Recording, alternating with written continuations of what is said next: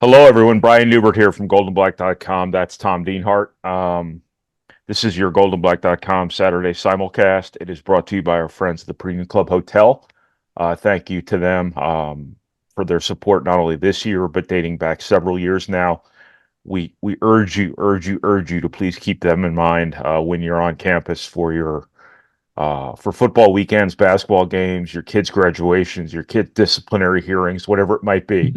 By all means, keep the Purdue Club Hotel in mind, and there are many, many restaurants and associated businesses. So, with that out of the way, so what we're going to do here is Alan Karpic, our normal foundation here, is off violating all sorts of international laws. So it's me and Tom here. I don't know anything about football because I've been preoccupied with basketball. So Tom is going to explain to me like I'm five what's going on with football right now, and hopefully that will serve as a good primer for all of you as well who haven't been maybe as dialed into the minutia as Tom has. And then after that, I'll talk about basketball for a little bit by myself. So Tom, maybe just as I said, kind of tell me about this portal cycle and what really stands out, what Purdue got, how this matters in the short term, maybe where Purdue might have needed to do a little bit better, wanted to do a little bit better, whatever it might be. Just give me a quick primer here for the uninitiated, which I would consider myself to very much be part of. Yeah, I think they helped themselves at two spots in particular the most. One being the offensive line. They brought in four players from the portal. On top of that, Brian, they brought in two junior college transfers. So there's six veteran bodies there. And then they also were adding four high school kids. So 10 new offensive linemen, if you can believe it. But the focus here, of course, are the portal guys. And when bringing these guys in, Brian, they wanted to get bigger. And by the look at the heights and the weights, I think that certainly has been the case. As you know, having watched Purdue football and covered it for a long time, that those short yardage situations for Purdue, the 3rd and 1, 4th and 2, red zone, running or goal line running, Purdue always struggles when it has Mhm. to get that one or two tough yards. So they hope that maybe getting a little bigger up front will make them more physical, maybe better able to get those yards that are also tough in short yardage situations to gain. I guess the names to know, Brian, as far as the portal offensive linemen go, I think there's two guys who are probably going to start. One's going to be at left tackle, of course, the key left tackle spot.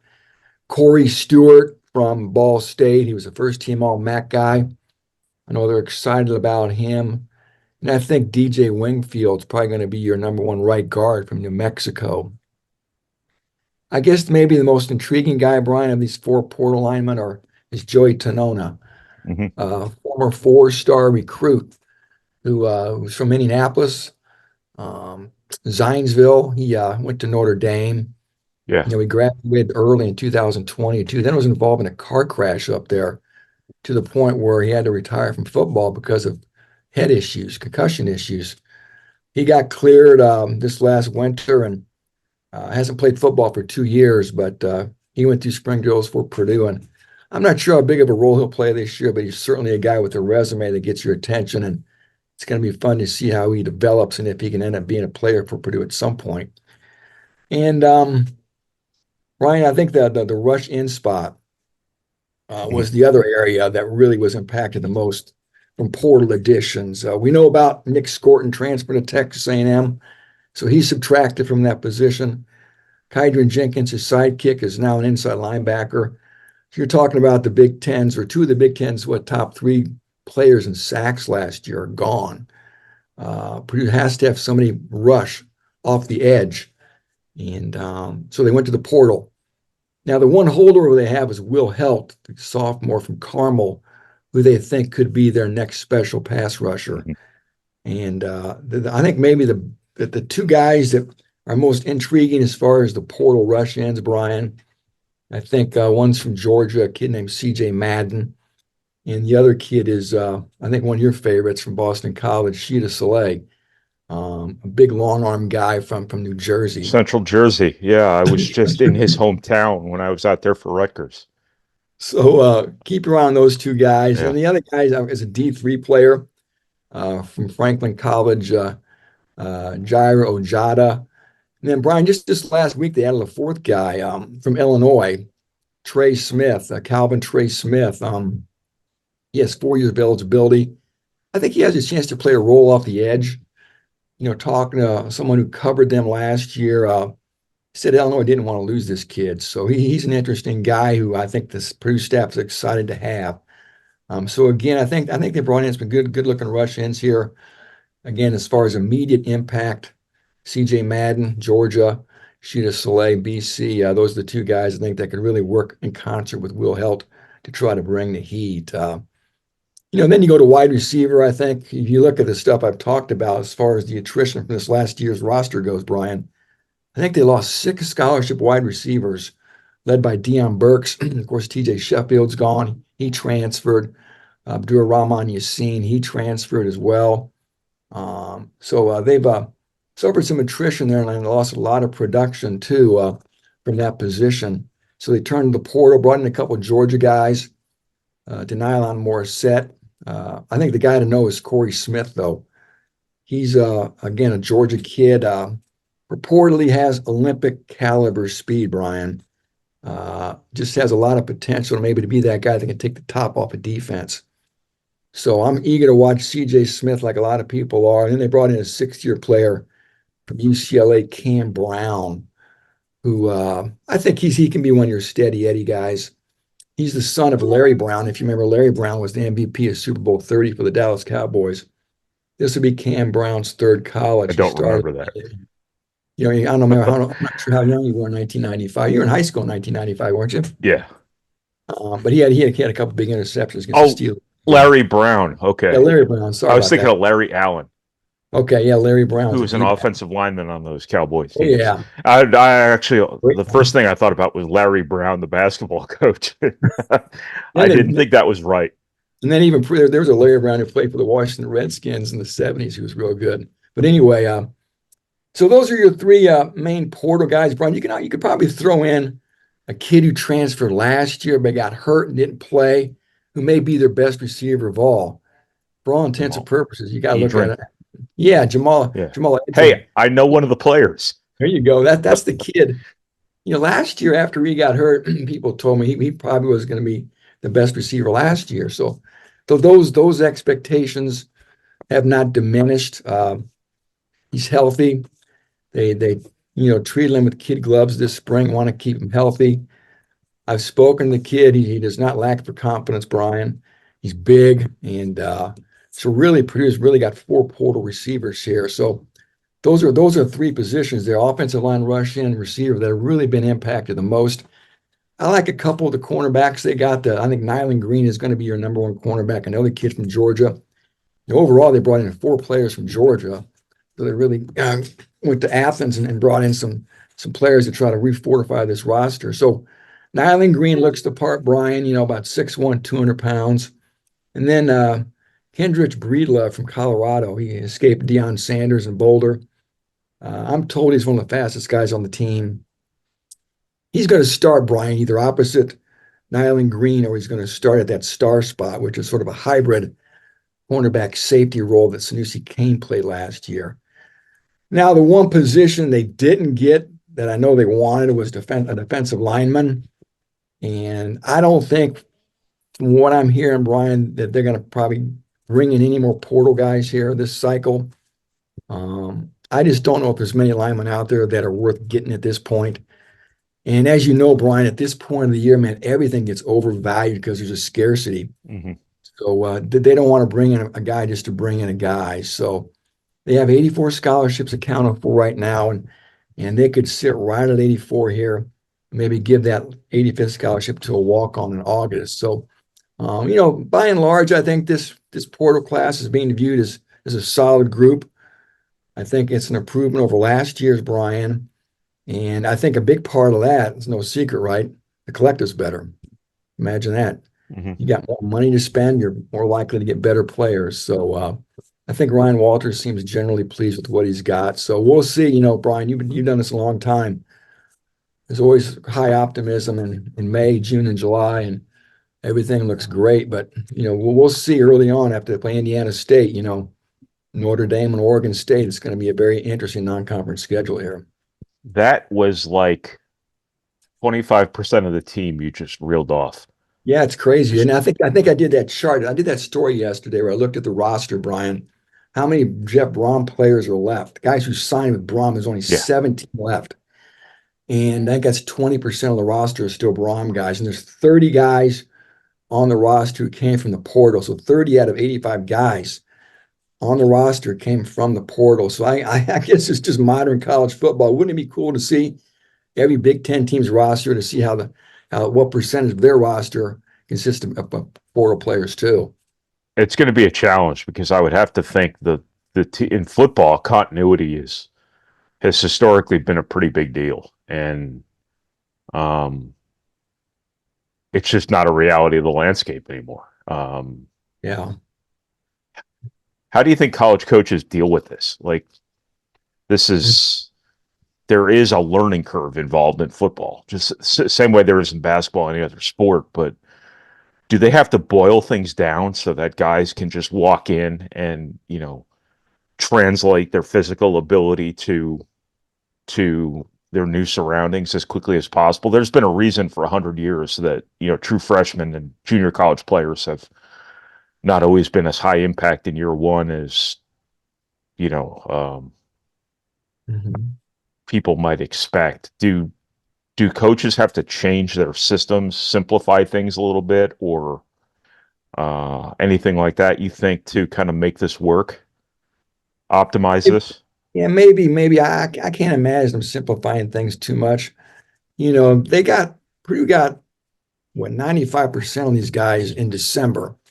Yeah, So they had them on campus all this spring semester, and to just obviously to begin by lifting weights, and probably learning the playbook, doing workouts. And they went through spring football. Now they're going to have summer workouts. So I think by the time fall rolls around, these guys who transfer are expected to probably, I would think, to know the deal, and be pretty up to speed with what Purdue wants to do schematically on both sides of the ball. So I can't imagine there's much watering down there for these portal guys.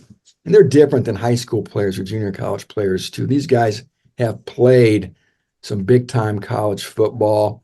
These guys have lifted. They're bigger. A lot of them are physically mature already. So they should be ready to play at this level. These again physically. And then mentally, they've been doing this too at some pretty big time schools as well. I've talked about guys coming from Georgia and UCLA. You got a yeah. guy from Kentucky, Mississippi State, Colorado, IU. So again, this shouldn't be all brand new to these guys. And I think they're probably expected to get up to speed pretty quickly here. Now, you can talk about chemistry. I mean, that's another story there. Mhm. What kind of chemistry will a team have bringing in so many new players? That's something that you have to be concerned about. And then you always have to be concerned, Brian, as you know this, I think you've written about it. You talk about it, you're bringing in these different personalities, right? And you got to make sure it doesn't upset the locker room, and there aren't divisive personalities. So I think that's the worry. You got to bring in good people, Brian, and you've talked about this too. These are shotgun weddings, man. Yeah, These recruitments last less than a week typically, and they say I do. And there's not a lot of vetting from a player's personality. We know they know what they're like with X's and O's and on film and playing ball, but what are they like as a person? They really don't know, right? So I think that's probably a bigger issue than making sure these guys are going to be ready to play from a schematic standpoint.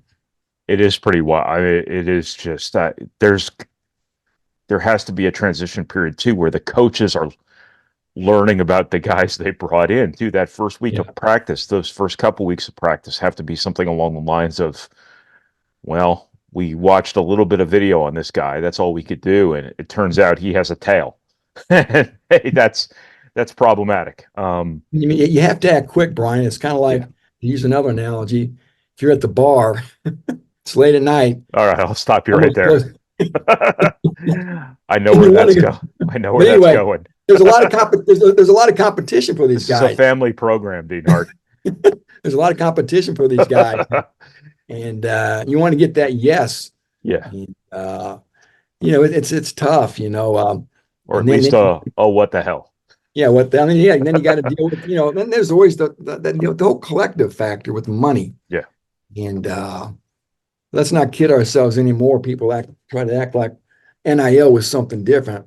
We all know what NIL is, and it's not really NIL, obviously. So you have to be equipped to play in that realm too, Brian. And there's always going to be schools that can write a bigger check than Purdue. It's that simple. But I think Purdue again, their collective it has really been, I think, augmented from what I can tell. And the coaching staff, I'm pretty sure, feels better with where they're at from a yeah, collective standpoint than they were last year. And that's why I think they were able to get in on some of these guys who bring some pretty decent resumes to West Lafayette. yeah. I've long been on record that I don't and will never have sympathy for college coaches who get paid a ton of money and get treated like kings oftentimes. But it it's rough out there, man. It's a fundraising job now. It Yeah, is a it is a shotgun wedding environment. It is really really tough. Um, and people think the blue bloods have it easy. The blue bloods probably have it harder than anybody because of the pressure involved in those kind of situations. Who's Purdue's running back right now after Devin yeah. Mockabee? That's After funny. I was the old looking over, battle axe, yeah, I was looking over my list of Devin guys Mockabee. maybe I haven't mentioned yet. And I was looking right at Reggie Love's name. Yeah. The running back from Illinois who got here this winter and went through spring football. He's the yin to Maccabee's yang, if you will. And I think they feel good about Reggie Love. He's not a real big guy, Brian, but he's played quite a bit of football over in Champaign. He was recruited there by Corey Patterson, who actually coached him in high school too over in St. Louis. So he's a guy they think can not only run the ball but can catch as well. And so I think that'll be a nice 1-2 punch. He's going to essentially replace Tyrone Tracy, fifth round pick of the Giants. So I think that's a good 1-2 combo. And after that, Brian, I mean, maybe I'm in the minority here, but I really thought Purdue needed to get a portal running back, another portal running back, because your number 3 back is a Mhm. true freshman, Jaheim Merriweather. And I know they love Merriweather. I mean, if you stand next to this kid, if you watch him in practice, he's awfully impressive. But again, as you mentioned earlier, a true freshman. And you always work. Can this guy do blitz pickup? Is he Yeah. going to know the nuance of the position? So, is he going to be physical enough? Can he take the punishment? So right now, there's only 3 scholarship running backs, Brian. Mockabee Love and a true freshman, Jaheim Merriweather. So after that, they got some walk-ons. I know they like this kid from Indianapolis. I'm drawing a blank on his name right now, but he's a fast running back who I think if they had to play him in a pinch, that they'd be happy and would roll with it. But again, if Mockabee or Love gets hurt, boy, you're looking at a backup running back then being a true freshman. So yeah, that's you never know what's going to happen. Obviously, at that position where it's so Yeah. physical, you're taking so many hits. Blanking on guys' names. The coaches will probably be doing the same thing at some point. Kind of all over the country. Hey, the big news this week that I forgot to mention earlier and probably should have, Terrion Grant reclassifying from 2025 to Yeah. 2024. That's a 5-star ranked cornerback coming into Purdue right away. What are reasonable expectations here? Obviously, the whole 5-star part of it is what sort of will define him coming in, but that doesn't always translate. And we've just spent all this time talking about all these 21, 22-year olds who are coming into the program.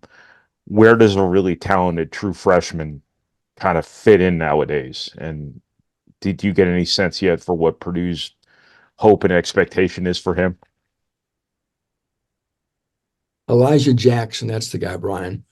He's the walk-on running back from Lawrence Central High School. There you go. Um, you know, I think they're optimistic.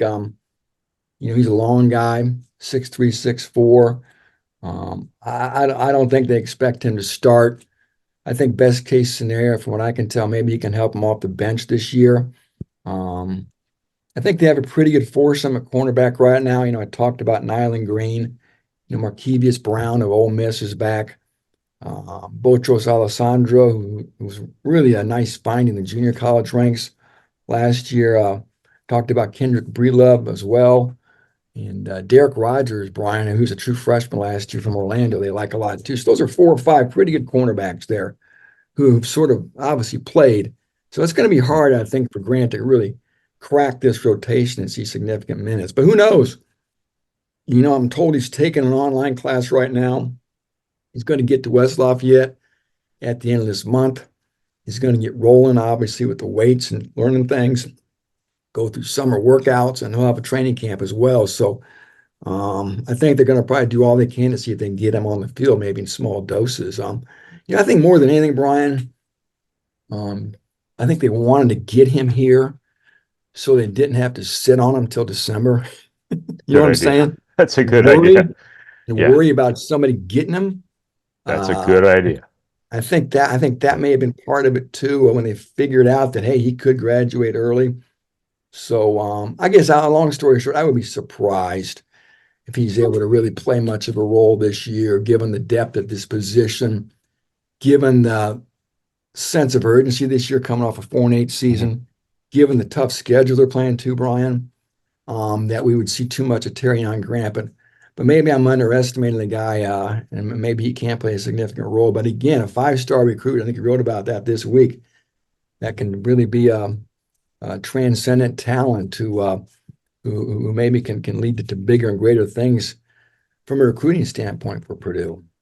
Yeah, I think, and before I let you go here, I'm just going to be a blowhard for a second. I think that all those rankings get checked at the door, Mhm. as soon as a kid arrives on a college campus. So, um, I would always temper expectations, especially nowadays in college football when it's such an older game now, um, Yeah, than it used to be because of the COVID years still being in play, and because of just the fact that there's so many teams bringing in someone else's seniors to play every year. It's just hard for true freshmen. So looking at Terry and Grant as a 5-star guy and thinking, hey, that kid's going to step in and be, Richard Sherman from day one at Purdue. That's just I just don't think that's a realistic expectation. But it is huge for Purdue to sign a kid like that, get him on campus, and hopefully for their sake, by year 2, year 3, maybe he lives up to that billing, and thus you have a guy you can go show other recruits. I know Mhm. right now Ryan Walters is undoubtedly talking about Devin Witherspoon and Yeah, Sidney Brown from Illinois and things like that. And to get a guy who might get the ball rolling in that regard, in addition to Dylan Thieneman last year, I think is probably huge. So, um, Tom, I think that's what I got. There's going to be a test on this later for our viewers. Name all of Purdue's wide receivers. Let's see. yeah, Let's see how many can get five. it's crazy. I think the only receivers coming back who caught a pass last year, Andrew Sowinski Jaron and Tibbs. Jaden Dixonville, and then Dixon and Jaron Tibbs. Those 3 guys are the only 3 receivers who caught passes who are back this year. So there you go, right? I mean, Pretty wild. welcome to college football 2024. Yep. The rest of these freshmen, Brian, they're going to get here at the end of the month. And I like these D backs. I'll leave you with these safeties. You talked about Dylan Thieneman. 3 guys, Corey Beasley, Ty Hutkins, and Luke Williams. Those 3 guys, Brian. I think one of them has a chance to play this year. Corey Beasley maybe being the favorite. Grant's the 5-star kid, but Corey Beasley was the highest rated recruit in this class. He's not Mhm. real big, Brian.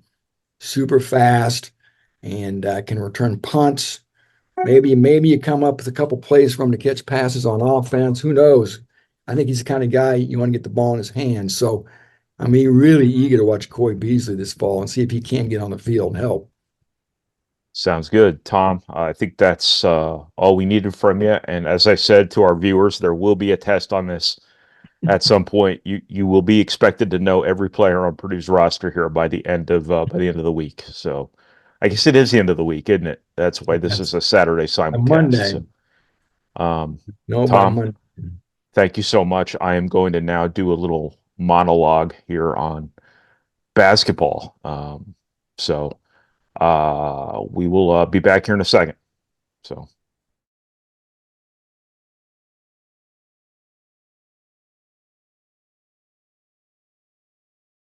All right, everybody. Brian Neubert here from goldenblack.com again. We are back with the second segment of our weekly goldenblack.com Saturday simulcast. If I look and sound like I just rolled out of bed to do this, it's because I did. So you'll have to bear with me here. I just muddled through that first segment with Tom Dienhart. I have no idea who's on Purdue's football team. That was very informative. So now I'm just going to do a little quick segment here on Purdue basketball in monologue form. Monologue, I believe, is Latin for single log. Thank you once again to the Purdue Union Club Hotel for all your support here. We encourage you very much to keep them in mind when you're coming back to campus for whatever reason it might be. Once again, football, basketball, your kid's graduation, your kid's disciplinary hearing. I'm going to wear that joke out, believe me. Keep them in mind, please. They have wonderful restaurants as well. So please keep them in mind and support them. They've been really good to us over the years, and we appreciate it very much. Purdue basketball. So here's kind of what's going on right now. This weekend is the spring evaluation period. It's a single weekend now in May. Purdue is going to have all its coaches out on the road recruiting. I think, Purdue has benefited from a tremendous luxury over the years, and that has been they have been able to get enough early commitments from good players who they have really wanted, who have by and large panned out to where they've been perpetually kind of ahead in recruiting. So they've been able to put a lot of time and a lot of energy and a lot of effort into sweat equity, if you will, into younger guys in recruiting, and thus continuing this cycle of perpetually being ahead.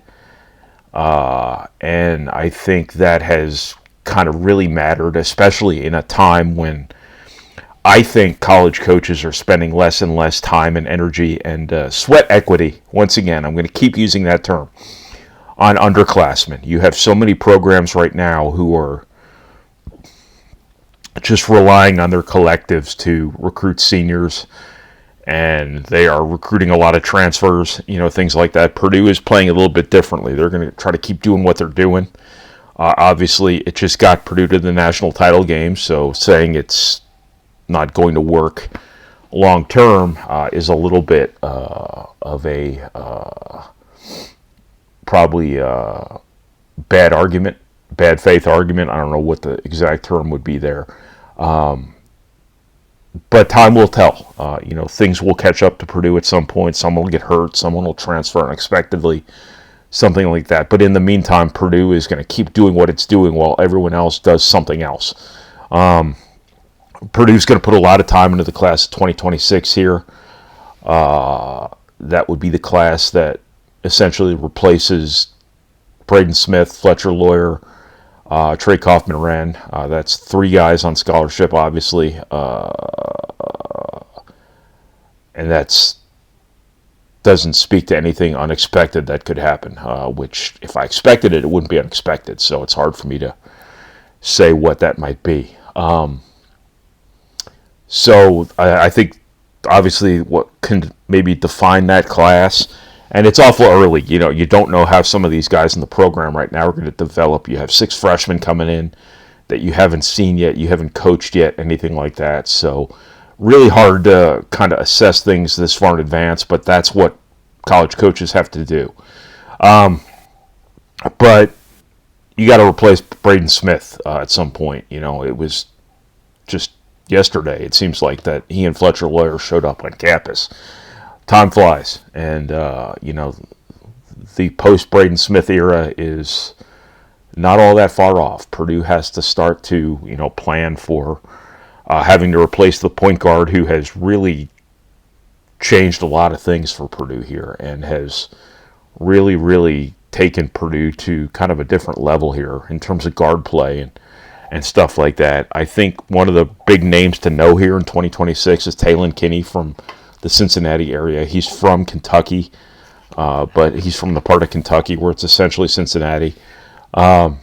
Really good player, really, really physically advanced player, really, really savvy player, good shooter, good body, really physical, has a great energy to him, has a leadership quality that kind of comes out in AAU play that, I think really lends itself well to point guard. I've seen him play both of the last 2 weekends. Purdue will be down in Bryant, Texas, right outside College Station this weekend. I assume Matt Painter is going to spend all his time down there.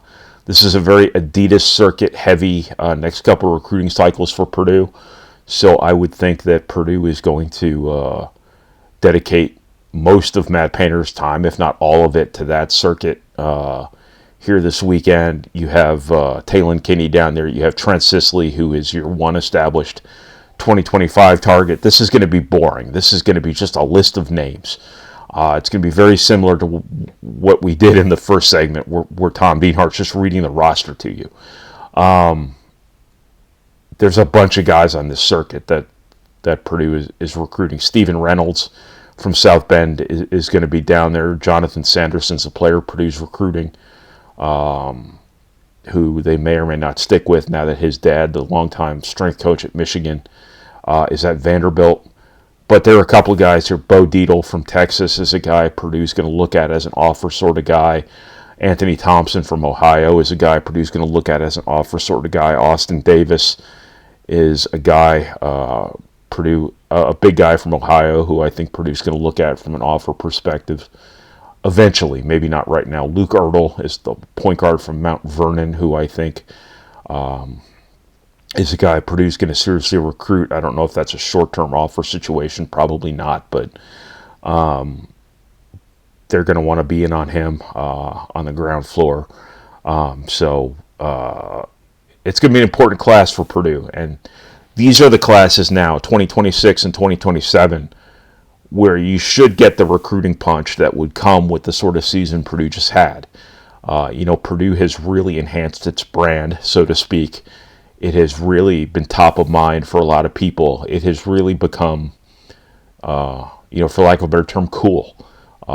It's kind of broken through to the mainstream in a way that really only the Final Four can do for you. Playing on college basketball's biggest stage.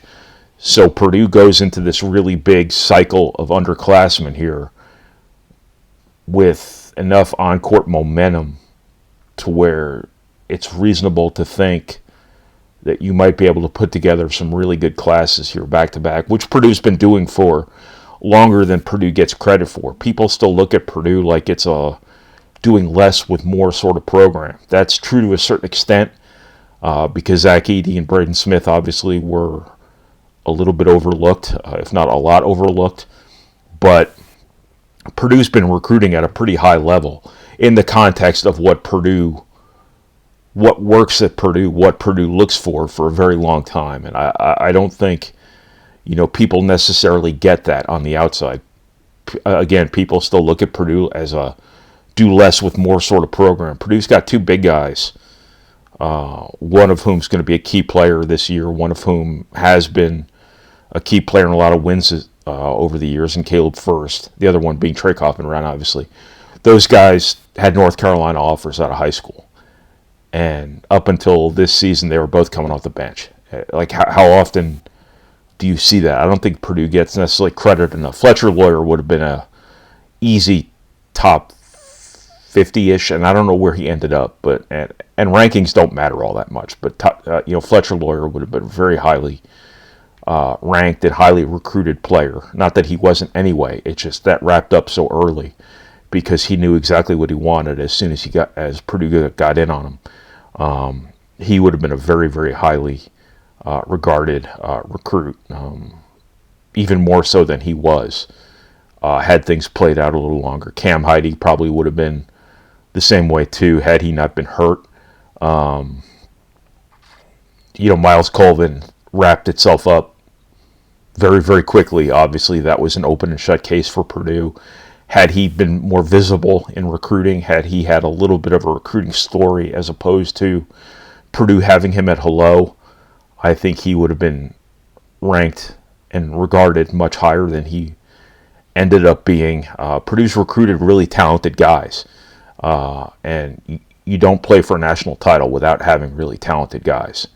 And I think Purdue's kind of set up here in 2026 and 2027 to kind of get that next cycle of really talented guys. I think you've got a great recruiting class coming in, a six-man class that is not going to stay a six-man class. A couple guys will redshirt, things like that. But I think there's a lot of really good complementary sort of pieces in that class.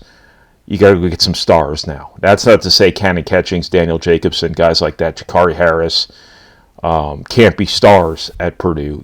Purdue's had a funny way of All-Americans just kind of popping up. Big jumps from one season to the next. Guys who you don't necessarily see becoming, great players right away, just turning into Superman overnight, as happened with Zach Edey, Jaden Ivey, and some other guys sort of in the past. So, Purdue is not necessarily a place where the superstars jump off at you right away, but they've had a way of, one way or another, there's always one on the team. And I think right now you've got Braden Smith, you've got Fletcher Loyer, you've got Trey Kaufman-Wren, who are all going to be all Big Ten at worst sort of players.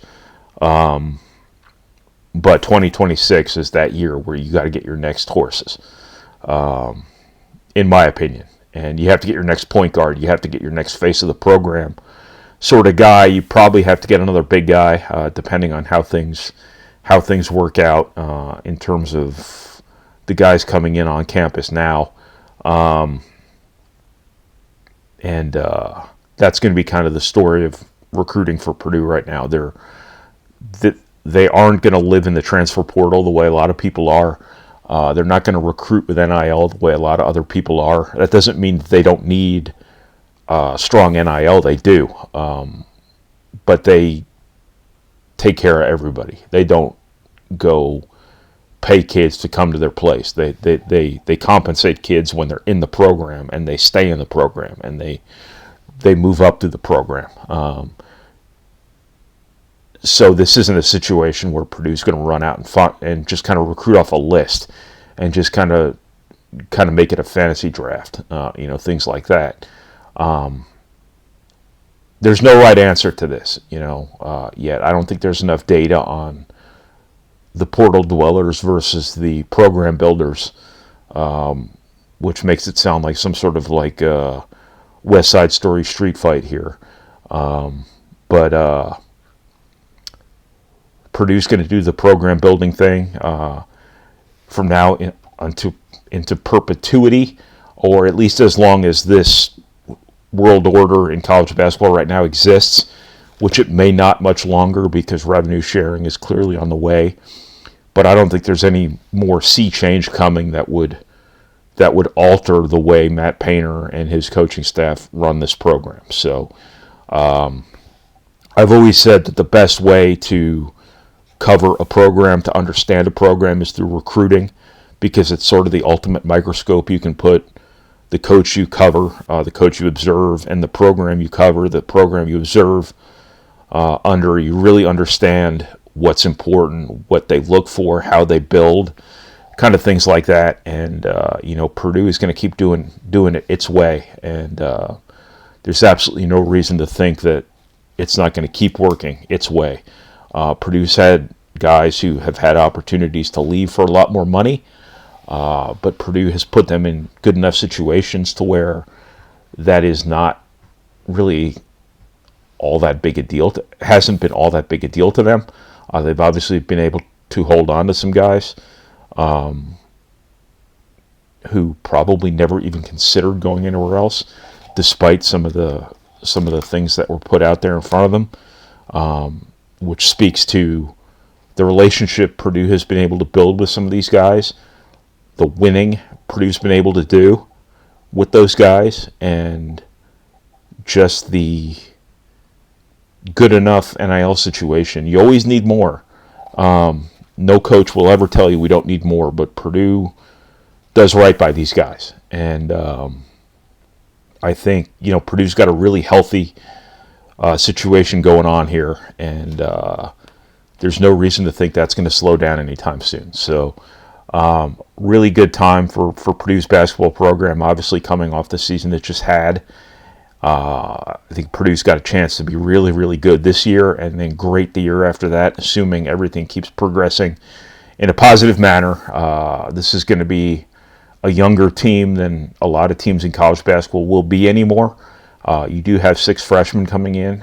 You cannot bring in 6 freshmen and not feel it to a certain extent on the floor, especially when everybody else is still benefiting from the last gasps of the COVID year fiasco that the NCAA should have never allowed to happen.